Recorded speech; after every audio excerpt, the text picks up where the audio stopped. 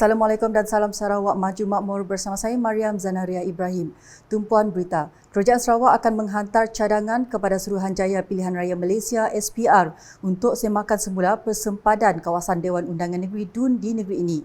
Premier Sarawak Datuk Patinggi Tan Sri Dr. Abang Abdul Rahman Zuhari Tun Datuk Abang Openg berkata, pihak SPR telah memaklumkan kepada Sarawak mengenai kemungkinan untuk melakukan semakan semula terhadap sempadan DUN di negeri ini. Bagaimanapun katanya, jumlah DUN yang terlibat dalam semakan tersebut belum ditetapkan. Sikit kita akan engage dengan pihak Suruhanjaya Election Commission. Kita tengok berapa cadangan mereka. Kerana prosesnya ialah engagement dulu. Dia menghabiskan semua parti, bukan GPS saja. Pasal pihak Suruhanjaya akan mengkajilah cadangan dan counter cadangan daripada kita. Beliau berkata demikian ketika ditemui pemberita selepas mengadakan kunjungan Tahun Baru Cina di kediaman Menteri Pengangkutan Sarawak Datuk Seri Lee Kim Shin pada Isnin. Pengerusi SPR Tan Sri Abdul Ghani Saleh dalam satu kenyataan pada 1 Januari 2024 berkata SPR sedang mempertimbangkan dan meneliti kesesuaian untuk melaksanakan urusan kajian semula persempadanan di Sarawak.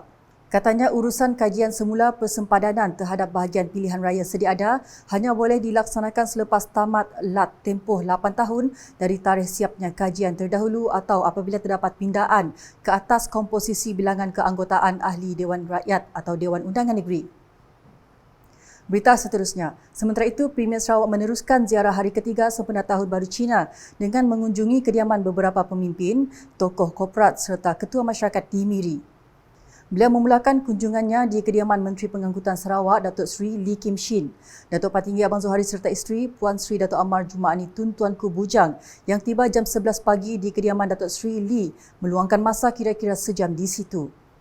Hadir sama timbalan-timbalan Premier Sarawak Datuk Amar Awang Tengah Ali Hassan dan Datuk Amar Profesor Datuk Sim Koi Hian, Setiausaha Kerajaan Sarawak Datuk Amar Muhammad Abu Bakar Marzuki, Menteri Utiliti dan Telekomunikasi Sarawak Datuk Sri Julahin Narawi, Presiden Dewan Perdagangan dan Perindustrian Sarawak SCCI Datuk Abang Abdul Karim Tun Datuk Abang Openg serta div-div kenamaan yang lain. Selepas di situ, Premier Sarawak meneruskan kunjungan di kediaman Presiden Dewan Perdagangan dan Perindustrian Miri Ling Cheong Sing. Ia disusuli dengan kunjungan di kediaman Pengerusi Eksekutif Kumpulan Shinyang Tan Sri Datuk Ling Cheong Ho. Pada sebelah petang, Premier Sarawak meneruskan kunjungan di kediaman Temenggong Yong Wui Seng. Beliau mengakhiri ziarahnya di kediaman Pengerusi Persatuan Penanam bahagian Miri Jong Zee Kyun. Di Kota Semarahan, penglibatan golongan belia secara aktif dalam aktiviti sukan mampu menjadi penawar sekaligus mengelak daripada terjerumus dalam masalah sosial. Timbalan Menteri Kemajuan Desa dan Wilayah merangkap Ahli Parlimen Kota Semarahan, Datuk Rubiah Wang berkata, ia juga disifatkan sebagai salah satu penawar kepada gejala sosial yang membabitkan generasi muda. Menurutnya, meskipun menyedari golongan tersebut tidak terlepas dari dikaitkan dengan gejala sosial, namun ia mampu diatasi dengan memberi pendedahan kepada aktiviti yang lebih sihat. Beliau berkata demikian ketika berucap dalam majlis perasmian pertandingan badminton Kelab Badminton Muara Desa MDBC 2024 dan Dewan Arena Datuk Rubiah Wang di Dewan Taman Desa Ilmu di Kota Semarahan pada Ahad. Selain itu, Datuk Rubiah memberitahu Kerajaan Persekutuan pada pembentangan lepas telah memperuntukkan sebanyak RM50 juta bagi menyelenggara dan menaik taraf kemudahan belia dan sukan seluruh negara khususnya prasarana yang daif. Selain itu, kerajaan turut memperuntukkan sebanyak RM50 juta geran padanan bagi menggalakkan penganjuran acara sukan berprestasi tinggi.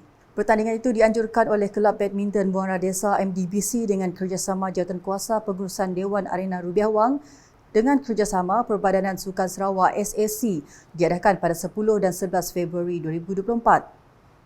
Sedikit perkembangan di gedung penganjuran Karnival Sukan Pangkor diyakini menjadi medan kerjasama antara komuniti di samping menggalakkan amalan gaya hidup sihat. Ahli Parlimen Batang Sadong Rodiah Sapii berkata, ia sekaligus menerapkan nilai kebersamaan antara masyarakat dalam mencapai misi kejayaan secara berpasukan. Menurut beliau, ia merupakan salah satu platform yang sempurna untuk semua pihak tanpa mengira usia atau latar belakang untuk berkumpul sebagai satu komuniti, beriadah dan bersukan bersama. Beliau berkata demikian semasa merasmikan Karnival Sukan Zon Pangkor 2024 bertempat di Dewan Kampung Lubok Buntin pada Ahad.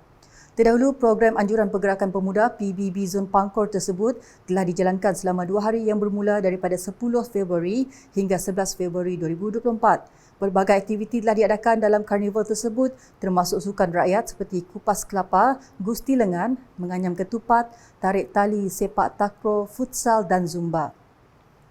Berita seterusnya, inisiatif Rumah Terbuka yang diadakan bersempena Tahun Baharu Cina merupakan platform masyarakat Cina untuk memperkenalkan budaya dan warisan mereka kepada komuniti lain. Ahli Dewan Undangan Negeri Adun Bukit Asih, Chiang Jin Ek berkata, ia adalah elemen utama mendedahkan tradisi dan kebudayaan Cina kepada pengunjung yang hadir bukan sahaja untuk menjamu selera semata-mata. So it is very important for us, especially from Sarawak and Malaysia, that we make out different races, different religion, and then it is very important, especially during festive seasons, right? We should open house and invite other races to come and join. And only with this, that we be able to understand the culture of other races, so that we be able to lead to harmony and unity, and this is the main element of our Sarawak. Beliau berkata demikian ketika ditemui semasa Majlis Rumah Terbuka Tahun Baharu Cina Persatuan Teochew Sibu di Dewan Persatuan Bulan Sabit Merah Malaysia, Cawangan Sibu pada Ahad. Selain itu, Chiang turut memuji inisiatif Majlis Rumah Terbuka Tahun Baharu Cina Persatuan Teochew Sibu itu yang memperkenalkan kebudayaan Cina menerusi gerai-gerai pameran seperti penulisan kaligrafi Cina, budaya, permainan tradisional serta kuis. So it is also for the young one to come here and experience. And it is very good for our Sibu Teochew Association, especially to promote, the Chinese culture, the Teochew culture, or the speaking of Teochew, the Teochew art and culture and as well. Chiang juga memberitahu pertama kali merasai pengalaman diperkenalkan persatuan itu tentang pertukaran buah limau Mandarin yang dianggapnya sebagai unik dalam budaya masyarakat Teochew. Manakala di Bintangor, suasana sambutan Tahun Baharu Cina 2024 di Bintangor berlangsung meriah dengan kehadiran lebih 300 orang terdiri daripada pelbagai bangsa di Dewan Masyarakat Bintangor pada Ahad. Sambutan yang dianjurkan Parti Rakyat Bersatu Sarawak SUPP Cawangan Bintangor telah dihadiri oleh Ahli Parlimen Tanjung Manis Insinyur Yusof Abdul Wahab merangkap pengerusi Parti Pesaka Bumi Putera Bersatu PBB Cawangan Meradong dan Ahli Dewan Undangan Negeri Adun Meradong Datuk Ding Kuong Hing merangkap pengerusi Parti SUPP Cawangan Bintangor. Beliau turut menzahirkan penghargaan kepada Timbalan Menteri di Jabatan Premier Sarawak, Hal Ehwal Korporat, Penerangan dan UKAS merangkap Adun Semop Datuk Abdullah Saidul yang telah menyumbangkan 200 kek lapis untuk dihidangkan kepada tetamu yang hadir. Ujarnya, jalinan kerjasama antara parti SUPP dan PBB akan terus kukuh dan ia akan diteruskan pada masa akan datang kerana parti gabungan Parti Sarawak GPS akan saling memberi sokongan antara satu sama lain demi keutamaan rakyat. Selain itu, katanya Tahun Naga dalam kepercayaan masyarakat Cina merupakan tahun yang amat bertuah kepada semua dan ia akan membawa keberkatan dari segi kekayaan dan pembelajaran anak-anak. Justru beliau berharap Tahun Naga akan memberi kesejahteraan hidup rakyat di samping dengan pembangunan infrastruktur di daerah Meradong yang akan sentiasa berkembang maju dari semasa ke semasa. Sekian edisi malam bersama saya Mariam Zanaria. Berita lebih lanjut boleh didapati di semua platform media sosial UKAS termasuk portal ukas.sarawak.gov.my dan UKAS channel di YouTube. Sebelum mengakhiri berita UKAS, saksikan VC Premier Sarawak 2030, Strategi Pembangunan Pasca COVID-19 PCDS 2030. #Saluran Informasi Rakyat. Salam UKAS. VC Premier 2030 Strategi Pembangunan Pasca COVID-19 PCDS 2030. Dengan mandat penuh rakyat Sarawak untuk 5 tahun yang akan datang, kerajaan negeri yakin memenuhi komitmen untuk melaksanakan inisiatif-inisiatif pembangunan yang sedang dirangka dan sedang dilaksanakan. Lebih banyak kemajuan dan manfaat dari kemakmuran untuk kesejahteraan rakyat Sarawak akan direalisasikan. Kerajaan negeri akan sedaya upaya mencapai inisiatif-inisiatif pembangunan yang sedang dilaksanakan dan yang telah dirancang di bawah Strategi Pembangunan Pasca COVID-19 PCDS 2030 yang dilancarkan pada 22 Julai 2021. Menjelang 2030, Sarawak akan menjadi negeri maju yang dipacu data dan inovasi di mana semua rakyatnya menikmati kemakmuran ekonomi.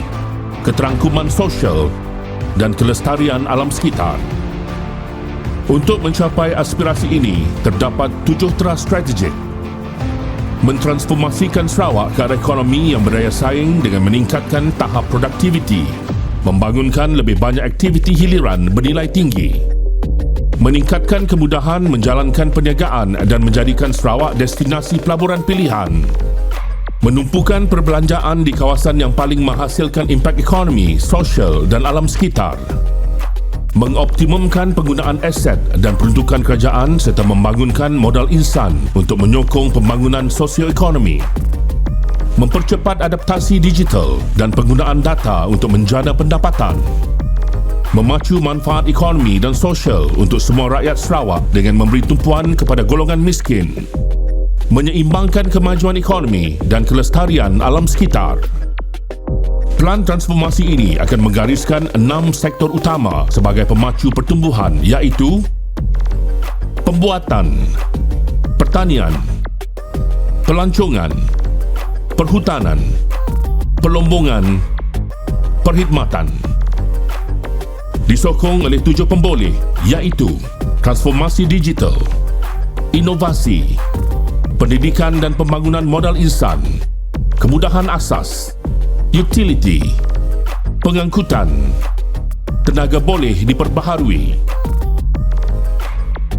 Aspirasi Sarawak ke arah negeri maju dan berpendapatan tinggi akan dilaksanakan di bawah RMK 12 2021 hingga 2025 dan RMK 13 2026 hingga 2030. Di bawah RMK 12, fokus utama ialah untuk melengkapkan projek kemudahan asas sebagai platform untuk mendorong pembangunan ekonomi.